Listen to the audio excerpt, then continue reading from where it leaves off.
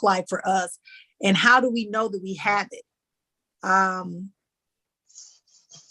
One of the things that I've been trying to work on lately is really identify key and essential parts within the 7 life structures that I really need to address to prove to myself and my cells and my vibrational vortexes called the chakras and in my subconscious and conscious mind, really trying to figure out how do I maintain a sense of advancement?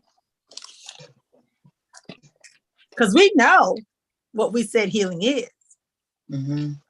Right? But y'all agree. Like people, oh, I can't make it on Tuesday. 7 people said they was coming, but now we got 2 people on the call. Is that advanced healing? Is that circumstances? Is conditions? I'm not aware, right? But when you make a commitment to something, you make an attempt to fulfill the commitment. Mm-hmm. And stuff happens. Don't get me wrong. Stuff happens. For real, stuff happens, like where you can't even function. But I wanted to take today's session and I wanted it to become part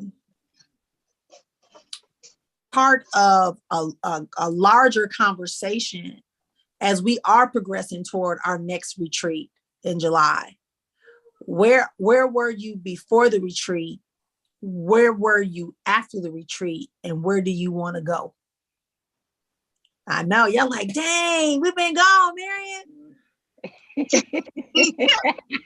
I mean, I can put something into that. Mm-hmm. I think, well, my experience with healing, and I think where I can consider myself at a upper echelon level of it. Like I'm better than I was, last year. But I think what the biggest thing for me has been is like being able to look in the mirror and admit and look at yourself. Like literally get out of the victim role. Oh, they did this to me. They did that to me. To accepting responsibility for some of that shit. All that, And I think that has been the biggest thing. It's a hell of a thing being in that victim space and not even realizing that I'm like, not that I'm playing the victim, but making an effort to stay the victim instead of playing on the field in my life, instead of like letting things happen and like accepting things and, oh, okay, well, whatever, that's just how they are, whatever, or that's how I am. Like literally taking ownership. And I think once I really was able to do that, because looking in the mirror sometimes, it's not always easy. And when you look in the mirror and when you get past the point where, this shit is not that bad. Like I can do this. I think that's when I realized that I've escalated to another level of healing. For me. That's good. That's good. I appreciate you sharing that, because that's something that we have to do. It is an ever evolving process. As I said, to have those little vortexes moving, we might get our throat chakra working, and then we realize that we're feeling insecure in our root chakra. Or we might realize that we are carrying, paradigms around in our subconscious mind are beginning to approach us more readily. So it's a continuum. And that's why I said, don't just look for the feeling of feeling healed. That's not what we're going for. We're going for there to be consistent and involvement going on in your life, right? I once broke my finger, so I should now be able to not only take the cast off, but move it and have less pain and begin to work it like the regular digits. That is what we're striving for. We're not looking for a cure. Right. We're not looking for cures. Cures are deceiver. Oh, I'm healed. No, I've healed that physical wound. I've healed that environment. I healed from that environment by removing myself. I have healed right? Those type of things can do things that we can actually physically change or place ourselves in a different environment. Yeah, we healed. Ooh. But now, how do I heal what's inside of me that keeps making me accept the same bull crap from a different person, but the same bull crap? How do I trust myself enough to say to my partner something that typically in the past I might say never, to make sure that I'm having a rewarding and reciprocating relationship? How do I look at my finances differently? You know, one of the things I put into the money plan group, I'm going to drop into the money plan group, or I think I did it already. When I told people, I said, this 75% of your money really eventually should be yours. But minimally, you want to work between 55 and 75% of your income, you know, being used for investments, being used for savings, being used for your daily debts and accommodations, et cetera, et cetera. But you have to have 25%. That's what you're striving for. 25% of your income to be going towards you being able to ball out and live your best life. But you can't do that if it's only $2.50. Right. Right. So you have to start asking yourself, you know, how do I become more aware, more assertive, more disciplined, more aware of how to manage my money, my emotions, my mental space? How do I manage my physical wellness, right? And acuity? How do I manage my skills, my knowledge, my career, my business? All of this stuff is a continuum. So I might be great in like I said, I might be great in my relationships, but my money sucks. Something ain't right. Right. And my money might suck in this relationship while I'm in a great relationship, because I'm using my money to compensate for my emotional and mental trauma and paradigms that keep coming and grabbing me. So I want to spend money to prove to them that I'm good enough. And I want to spend money on them to show them that I care enough. So I'm still in this conundrum that is preventing me from being healed. That's why I said today, I wanted us to really assess since before the retreat to now, and what are we striving for later? Right. And we already had that assignment when we looked at 3 things we want to see healing in this year. Did we forget about that? Go ahead, Sharika. I'm ready. I felt you get ready to let me have it. You was gonna let me have it. No, I'm not gonna. No, In a ma'am. beautiful I'm way. not gonna let In a you have it. beautiful way, you would. Oh yes. Like I wanted to share, like my experience before, a little bit during, and after.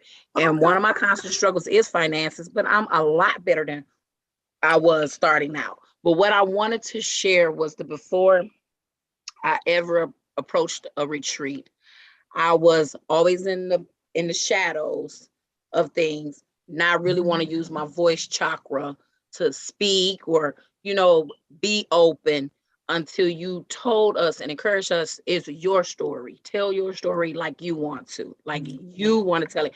So that encouraged me during just hearing other sisters who have been through things and listening to their journeys and being able to help them or give them the vibe of love, no judgment, my own self unto them and them to me helped me be, you know, even more, it built my confidence in myself.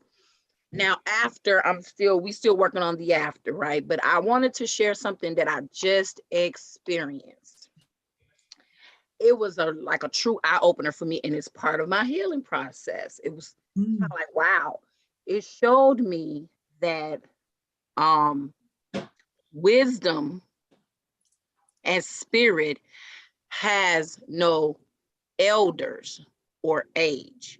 It only has ancestors. What I mean by that, there is a person who is an elder in this lifetime to me in my life, who is no longer speaking to me for a misunderstanding that I thought was something we could get over.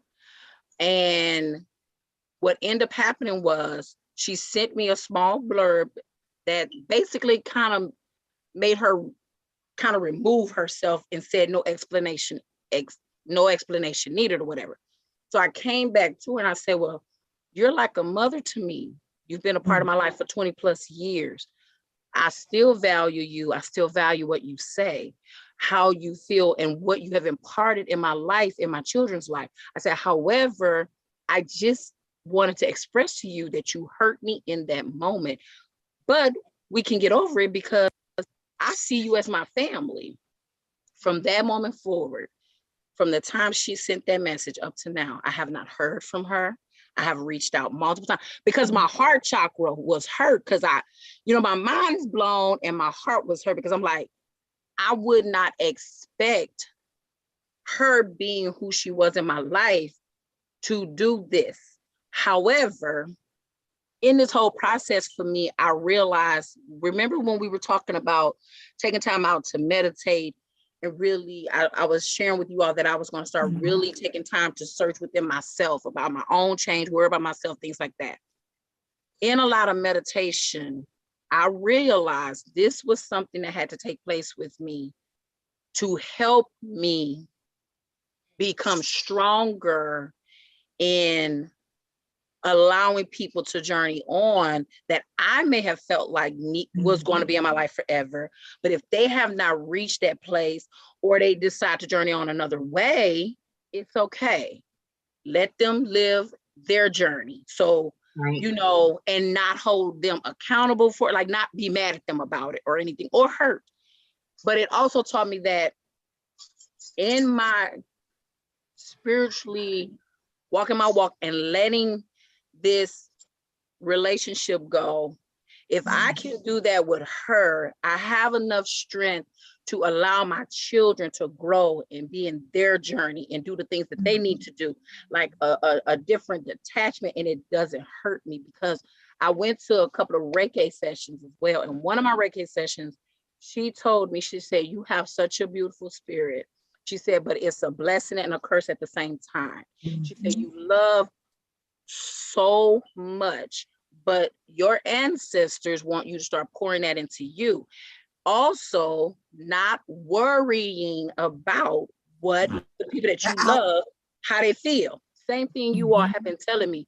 And it was just confirmed. So I've really been doing that. So the process with her has helped me, like, don't worry about it. Let it go. Like, I'm telling myself this every day, but it also taught me that she's my elder in my physical mindset.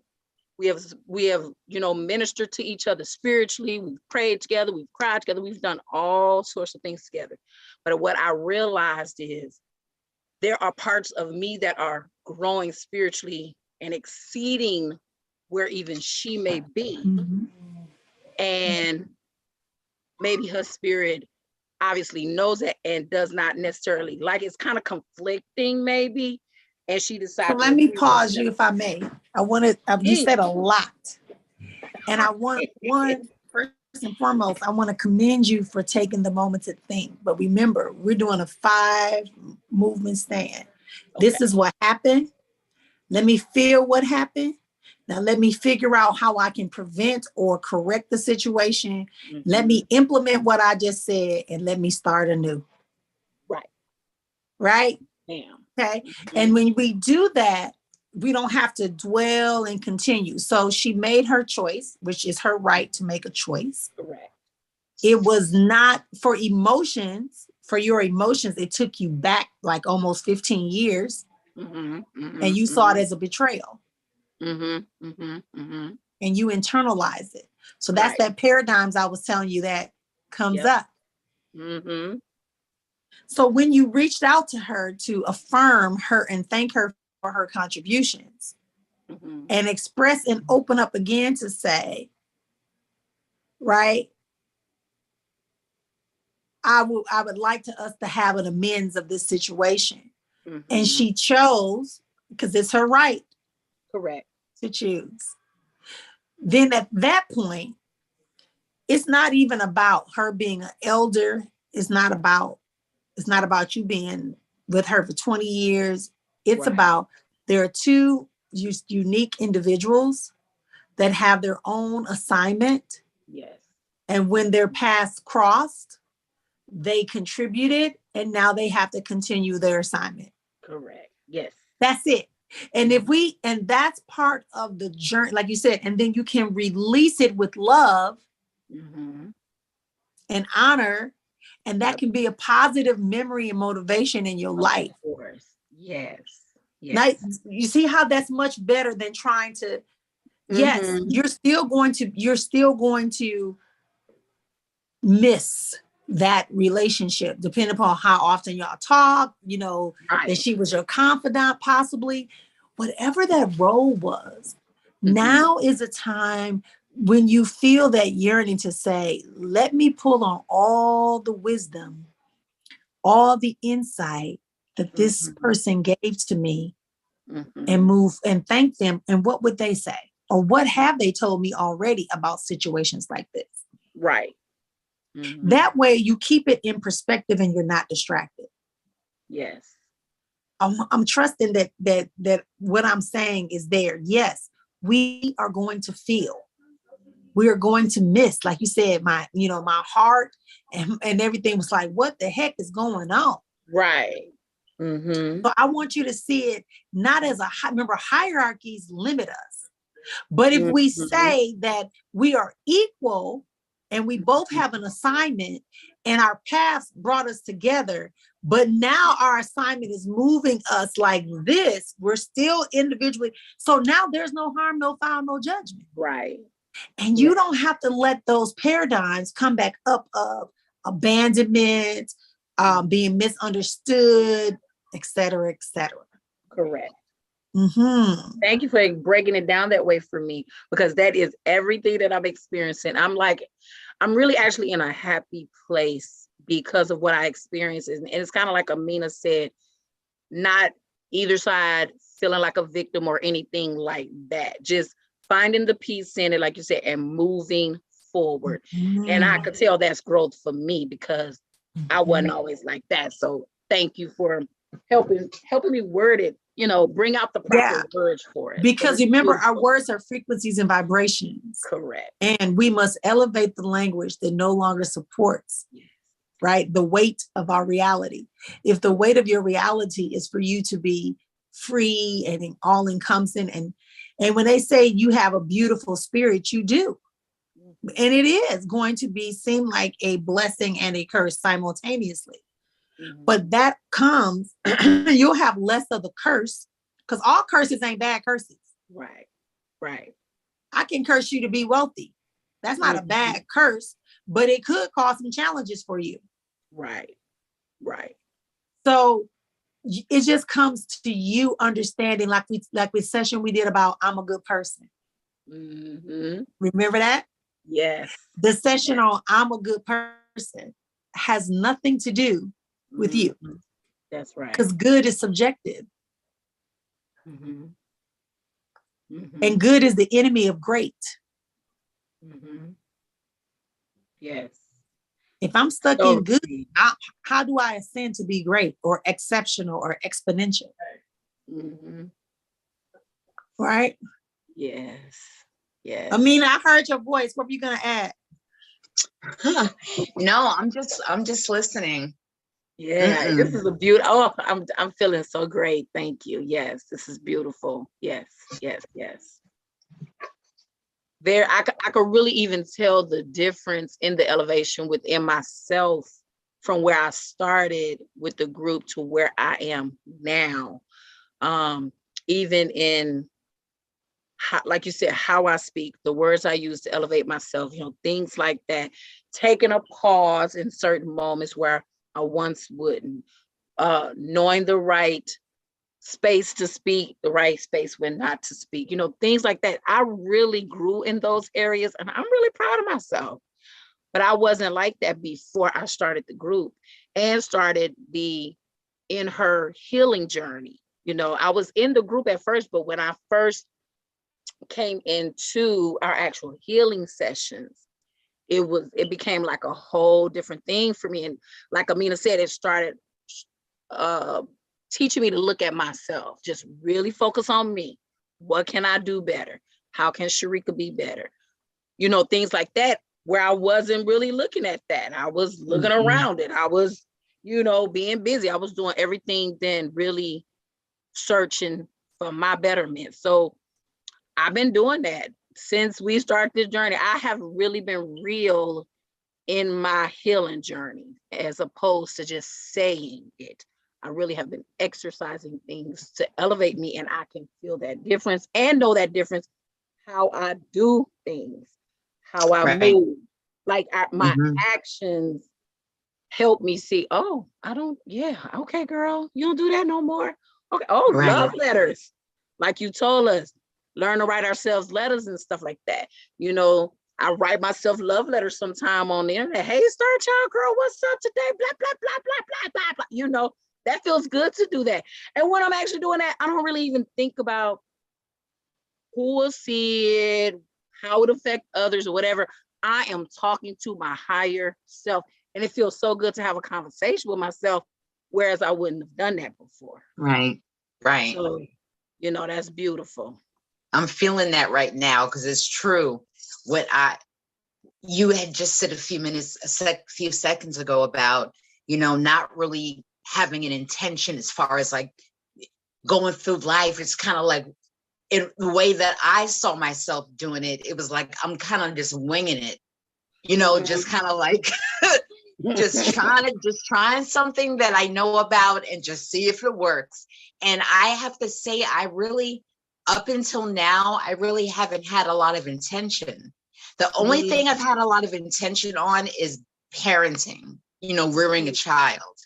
And now that she's 25, you know, I have no choice but to look myself. Like that's the only option now. I kind of, not that I lost myself in parenthood, but I made a decision to only focus on that. Right. So now you're relearning you, reconnecting to you.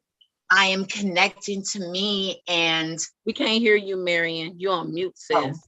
I said that's essential. I said that is essential, and it is the key, because if you remember, we talked about the 4 phases, right? The victimhood, realizing you don't have to be a victim. Then you start creating and you start absorbing the resources, and then you start creating what you want. Right. What you want. That's already been there. There's always been. So that's like key. That right there is key. Yeah, but it's a beautiful experience, actually. It feels good to reconnect with me and the me that has been waiting for me. Oh, that sounds good. Yes. It was beautiful. That's exactly what you're doing. That's exactly what you're doing. You know, like I said, it's already inside of you. The person that you are aspiring to be is there, right there with the person who was created to react to all the chaos. And she was sitting back going, I'll be so glad when she just hear me. I'm here. You don't need to put that layer on. Let's just move. But unfortunately, through our socialization, through our experiences, we come into these spaces. So that's a good point to make, that you became more intentional. I would say the same thing for me, right? I became more intentional, more aware. Today, I was starting my morning routine. And for some reason, before I even got out the bed, and I normally say once I say my normal little saying before I get out the bed, I also heard the a term that means I'm one with God, right? It's in another language, right? And it just says, I'm one with God. Susum Okra, right? That's what that is. And I was like, oh, okay, I'm gonna run with that. So when all throughout the day, I just kept repeating that in my head, right? Because there's obviously a reason why I needed to hear that, right? Even sharing that with y'all. So ladies, I commend y'all. I commend y'all for being here. I commend y'all for owning up to your growth and your development and your enhancements in your life. Because listen, all I did was shake you. Like, I just kind of was like, oh, let me get this off your shoulder real quick. You want this? I was like, you want this? Y'all see this spider? Y'all see this bug? Y'all see this leech? Y'all want this? Or what you want me to do? I can't toss it and I can't kill it. I need you to take it and toss it and kill it. Right? But I got your back. But I got your back. Right? I got your back. So that's what this whole Inner Heal Her is about. That's what the Sacred Circle is about. That's what the retreat is about. Yeah. The retreat is about you reclaiming the parts of you that you were forced to deny, ignore, or weren't even aware were there. That's all it's about. That's why I say every retreat is different. I think you both have been in more than one retreat, and you will concur with me that every retreat is different. Yes, I do an ancestral journey. Yes. Yes, I teach you about mindset. Yes, I teach you about healing from trauma and give you some space to kind of work on your deepest root. And we But at the end of the day, it's never the same. Never the same. You got that right. Ooh, that's so true. And I love when you always say, "Yep, y'all don't like me right now." Yeah, because I know y'all don't like me. Because in the retreat, I have to be who I am. But right? even after the retreat, when we're doing our calls and stuff, you was like, look here, I'm about to keep it real. I know y'all gonna be mad at me, but inside I'll be cracking up. I was like, no, I'm gonna love you even more. Thank you. Kick my butt, like give it to me. Yeah, because it's a serious in my walk. Yeah, I'm serious about my journey. Yes. So, it's a requirement. We have honesty and integrity, and we move in that, right? I can say very easy, oh, it's okay, foo it away. No, let's hold each other accountable, because when you raise your frequency and vibration, I'm raising mine. I get exposed to more what I need. You get exposed to more what you need, and we begin to shift atmospheres and vibrations at a rate that needs to be done. Someone today contacted me to be their business mentor. And they said, oh my gosh, the person that referred you to me told me blah, blah, blah, blah, blah, blah, blah, blah. I said, listen, this is who I am. I want you to be very clear. This is who I am. So when my gifts start coming out, I don't want you tripping saying, oh my God, that's not what if you don't want, I want you to know all of me. Go do the research, go to my social media, go to my website and understand who I am. Yes, I am an author. Yes, I am a mentor. Yes, I have made over 6 figures. Yes, I've made 7 figures. Yes, I have been on national and international stages. Yes, I have. I speak internationally and all over the place. I got it. Anything you want to say, but I am a healer. But I want you to understand that the means by which I serve my gift is wrapped up into what I believe, and it's going to come out. Right. So I needed that person to understand that. And that's going to cost. Right. So if you want to have me one-to-one, this is what you need to do. Now, if you don't think that's appropriate, let's look at some other options. But I need you to be clear on what you're doing, because I don't want you to come in the group and then go out and act a fool. Right. Play victim. Y'all know we had some of them, right? Yep. So we want to make sure we avoid that, because we're here to evolve. Yeah. At the end of the day, it's about evolvement. I'm evolving. Yes, we have other obligations, but it's about, like John Demartini say, prioritize. You prioritize what you want. You already know what you need, but then you have to prioritize what you want, and what, and if within that want, what's even more important than the other things that you want. Yep. Right. Yeah. And at the top of that list of what you need, at the top of the list of what you want should be you. Yep. That's not selfish. Yes. Because if you are the strongest link, back to my favorite thing from the airlines, oxygen mask on yourself before you help those that are children and elderly that you may be traveling with. Right. Yeah. Yeah, because if you're dead, you can't help anybody else. Exactly. You passed out because you lost oxygen. Now they crawling and hollering and trying to get you up, and they can't do nothing for you. That was a hard one for me, though. That was a hard one for me. I am so proud of myself that I have grown past that, because that was a hard one for me. I love putting my mask on. I love loving me. I be having so much fun with myself. It's beautiful. You have to. There's a point that I was made to feel guilty about that.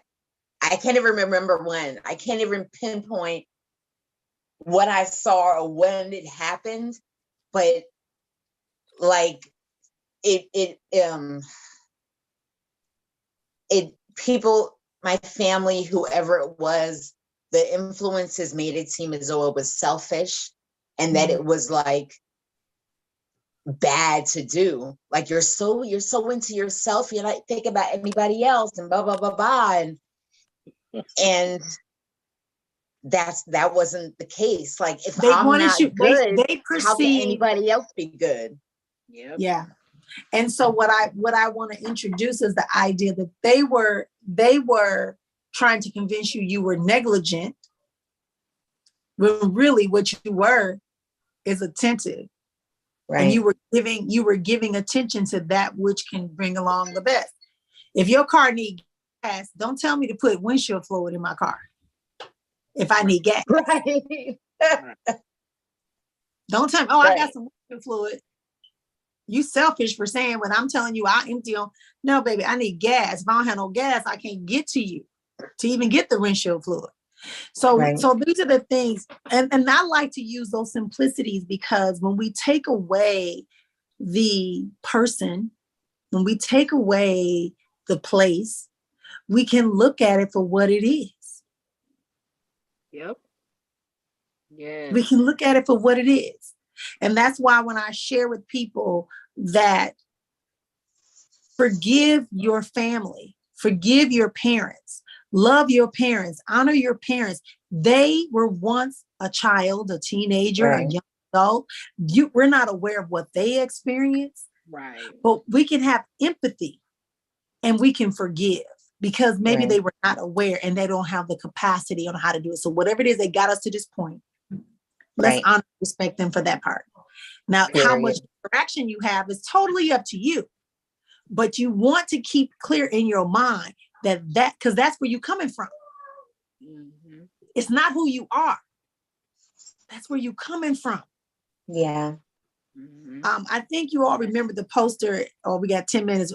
We remember the poster that I shared where I took the picture back in my hometown of a sunflower coming through a brick wall, like not at the ground level, like literally it was like the third brick. I put it on my Facebook page all the time. And I said, if a sunflower didn't give up, come on, why are you?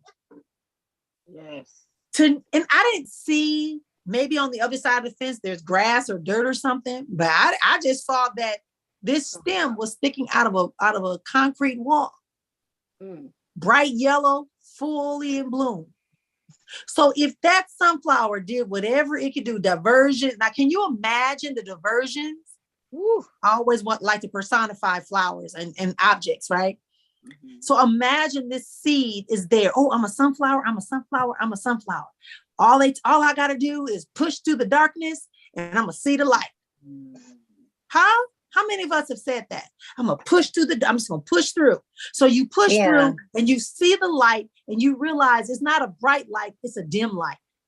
Mm-hmm. You realize that you can't go straight. You got to make a turn. Mm-hmm. And as you're making a turn, you realize this terrain is a lot rougher, a lot tougher. You realize you feel lonely. You realize that you are uncertain. You're not sure on what's going to happen if you can even continue the road. And then something happens. You see this little bit of opening and there you are. And you're able to blossom and bloom and reseed and start the process all over again. You're defied all the odds. Yeah.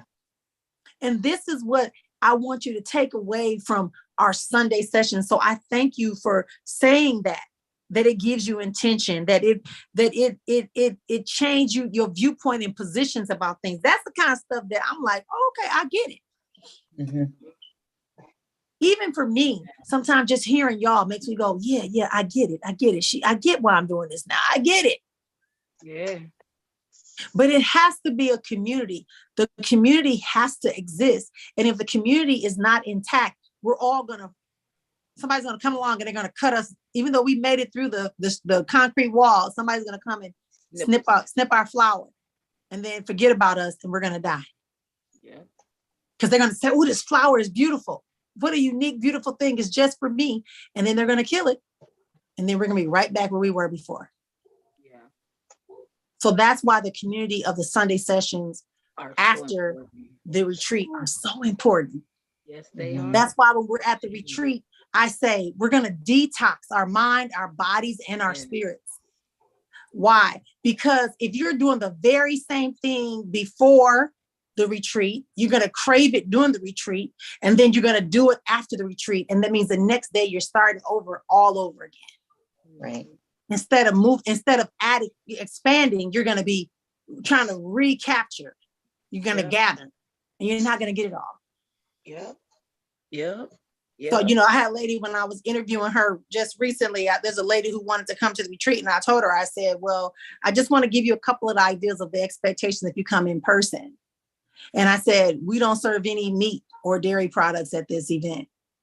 Period. I said, we don't allow cigarette smoking at this event or cigar smoking. I said, I will allow you to have your cannabis at the nighttime after everything is over, but not during the hours of the retreat. Right? I also told her that your cell phone will not be allowed to be utilized while you're in the retreat. You can use it before and after the retreat hours. She said, well, what you mean? What if my baby called? What if my da-da-da-da? Uh-oh. And I said, right? You know me. Yes. I had to come honest enough to say, listen, prepare your family that you are going to refortify yourself. And that if there's an emergency, you will have the house number. Somebody else besides me will answer that number, and they will come and get you if it is an emergency. As in, but here's the deal. If there's an emergency back in your house and you're here with me in Arizona, can you prevent it? If God forbid something happens, we can't do nothing about it. You see how we have been conditioned? That's a form of control and a need to be feeling that's the only way we can be honored. But let's make them honor those of us who need to be honored, who need to be in a better position to serve and support. Yes, definitely. Amen. Amen to that. And that's why I say on Sundays, I know Jolin's, has got some stuff going on and everybody's got some things going on. I got my grandchildren, things like that. But we have to be that, hey, this hour, just like I tell y'all, start practicing. When you go to the bathroom, don't take your cell phone. Sometimes we take it because God forbid something happened, right? You got a phone by it. But maybe you don't answer it. If it rings, don't answer it. Right. But here's the thing. Remember the 80s and the 70s and before then? There was no cell phone. Hey. Y'all know you could only be on the phone till 7. You could only be on the phone till 7. That part. But I'm saying if your cord couldn't stretch all the way in there, and once you put the cord, it ain't like you could do. Well, maybe if you had the dial pad or on your phone, you could hang it up and try it again. But I'm just saying. Yeah, we keeping it real today. Again, the conditioning of the environment and the stimuli in your environment. We have been taught that we have to respond to every stimuli, but now we're healing. We know we can say, I'm the gatekeeper. No, I'm not. Oh, that's the stimuli. Oh, no, I'm not interested in that. Let me find the one that I really do want to respond to. Yeah. And then God, yes. You see? So now that I know what I want, I'm letting in what I want in. I can focus on it. It can manifest. And once I start seeing those things manifesting, because I'm focused, because I'm intentional, because I'm committed, because I understand my connection and alignment to the divine, right? And other people who are also seeking the same thing, because I have a community. Now I can begin to create and live as I desire. Yep. So this is what I'm saying. So I'm not going to change for people. I told them I'm not changing. You ain't supposed to. I'm not changing. You know why you're not supposed to, sis. You're not supposed to, because this is your journey and your calling, but also you are put in position to help the community, us, from learning how to stop running from our healing, learning to stop finding excuses to work and love on ourselves, That part. Right. You are there to hold a space for us to know that it is okay to stop running and just own the space that we dwelling in that moment, whether it's hurt, pain, cry, happiness, whatever, in that moment, and then journeying to the next level of it by healing, whatever that looked like for that process. And we do be afraid of that. Even in the beginning with me, I didn't know what to expect. And I was a little shaken. But even in my shakenness, I said, I am doing this. Remember I told you that? I said, you did. You said, I don't know about all this stuff, but I'm going. I'm rolling with you. I'm trusting. I thought she was going to call the police on me. Never that. I told you, I said, I'm trusting the process, and I'm trusting that the divine brought you in my life for a reason for both of us. And I'm not going to run from that. I appreciate it. I need it, and I'm going to do it. And that's what I did for me. But we all need that space. All the women in this space, they really actually need that. But they have, like you said, they have to grow from that programming, fear programming that we have put in ourselves and allowed socialness and, paradigms to put in us. We got to really, and you will not waver on that. And I love and respect you for that. And I always say to myself, if Marion, as busy as she is, can take time out, an hour from her family, from this, from that, for us, the least we can do is do the same. And if we can't do it every week, just a quick text can't make it, but I'll miss you guys. Impart some way into the group and say, hey, I was there in spirit. I might have been doing something else or imparting somebody else in the moment, but I'm still with my sisters. I'm still on my journey, things like that, because that's what we really need. And I love and appreciate you for that, for us, for our community, because that's what we need. That's the truth. That is so real. And thank you for sharing that. That was powerful. That was powerful. Well, sisters, we got 1 minute left. Amina, you want to add anything before I close us out today? This was beautiful. I just appreciate this time with you guys. And, this when I come to these meetings, it solidifies the fact that I'm a human being and that I belong. Because I've been a long time feeling like I don't belong to anything. And and to, I'm here and I can say anything, know that people can relate and can understand who I am. And that's really refreshing. I think I'm a little weird, and you guys accept me as is. We're all weird, girl. Everybody's weird. Don't you know that? We all got the weirdness. Because we have to be weird in order to complete our original assignment. Right. If I was exactly like you, you'd be like, oh, girl, we got time. Let's sit back and kick it for a while. But now that we can see each other's weirdness, and now it's the usual, right? Now that we're in the usual, now we're like, okay, I can do what I got to do. What I got to do. Right? Because we want to keep our imagination and we want to keep our dreams moving and we want to remember the possibilities and we want to understand that we have personal power, right? Not my reality. I just got a simple term, 10 years ago? I don't even know how many years ago. Now, maybe 12 years now, right? It's 2022. 2008. 8 from 2 leave. Yeah, 18 years ago, right? I got one little message that said, that's not my reality. And from not that simple thing, and it's already inside of you, those 2 little simple sentences has spun me into all of who I am today, and I'm still evolving. Right. So it doesn't take this big, grandioso thing. It's incremental steps. Increments, small little micro steps that become macro imprints. Remember, the pebble goes into the water and we think we just hit the water because we hear the plop.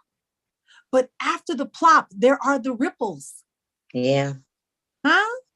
After the wave crushes against the shore, right? We got the aftercurrent. So we have to remember there's always more. There's the third thing I got when I started working. It's like there is more. Don't just accept and settle that where you are right now is where you have to stay. Don't just accept and settle that just because this is the person you see, this is the only person you're going to see. I remember doing an event and only having 2 people in the room. Now I'm in rooms with 1,000 people. Why? Right.